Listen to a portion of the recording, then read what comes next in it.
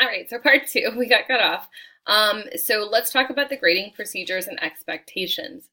So all assignments must be completed in a professional manner, which includes the original organization of ideas, relevance of content, and no mechanical errors.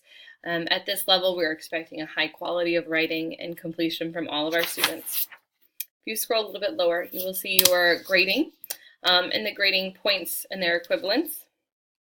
I'm going to talk about the course structure here. Highlighting this part here, a student-centered approach is taken, and it is expected that the students are active participants in the course. It is also expected that students attend class and be prepared to contribute to a meaningful discussion on all the topics covered. This is a really important part, that our discussions that we are going to hold in your workshop sessions, I want you to be very aware of this, they are meant to be student-led, that your facilitators are the ones to, yes, add and enhance that discussion, but that discussion should be carried on by the students. You should come prepared with the content and understanding of the materials. You will be leading that discussion. So it's a very important quality here. Professionalism, students are expected to communicate professionally. I will say this, I am open to all types of communication, email or cell phone. Like I said, FaceTime, Skype, all of those are options.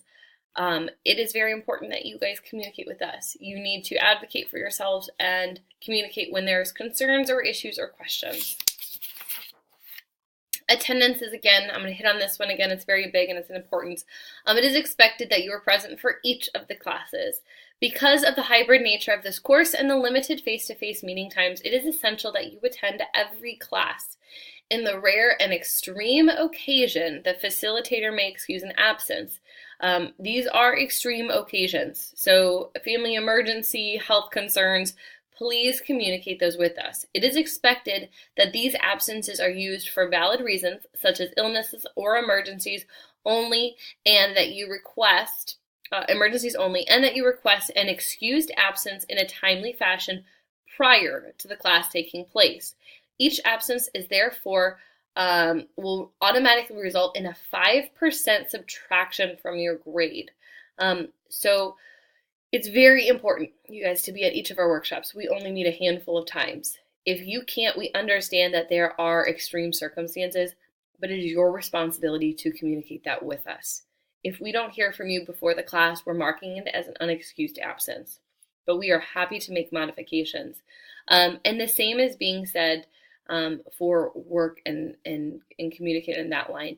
If you need an extension because there was an extreme emergency or some unexpected illness came up, I am happy to give accommodations. I'm happy to work with you to give you extensions on projects, but that needs to be communicated with me well before the timeline or deadline for that assignment. If you are emailing me at midnight on the night the assignment is due, that to me is not being responsible, and you needed to address this well before that. So you need to give me information ahead of time, and we can make those modifications for the timeline for you. So last down here, if you miss the class due to an athletic event or field trip authorized by Greenville faculty, you must notify the facilitator prior to the class, and the absence will be excused and will not count towards the above. However, all due dates for the assignments remain the same, and you're responsible for retrieving missed information from class and turning in your work prior to the missed class if work is due. So your expectations are exactly the same as if you were sitting in that classroom. Next one, tardiness. We are going to subtract 1% for tardiness from your overall grade. Okay, very important that you are there. Participation, it is expected that you are prepared for each of the class. It is expected that you come to the class with the reading complete and as to the benefit not only to yourself but to the entire learning community. It is expected that you are an engaged student, remain on task, be attentive, contribute meaningfully to the discussions or presentations of materials, and treat others with respect. If your behavior warrants a concern, a meeting between the instructor and the student will be requested and may adversely affect your grade. Technology, for each course you are expected to be able to proficiently access and navigate D2L. You are not allowed to have a cell phone or laptop during class sessions unless we are asking you to have them. So basically what we're saying is If we're in the middle of a lesson in a workshop session, we're doing an activity, and you're on your computer typing something that it has no pertinence to our discussion, it's not allowed. Same thing with cell phones. It's just being respectful and really appreciating and valuing the time of the instructor you're working with. So submission of work.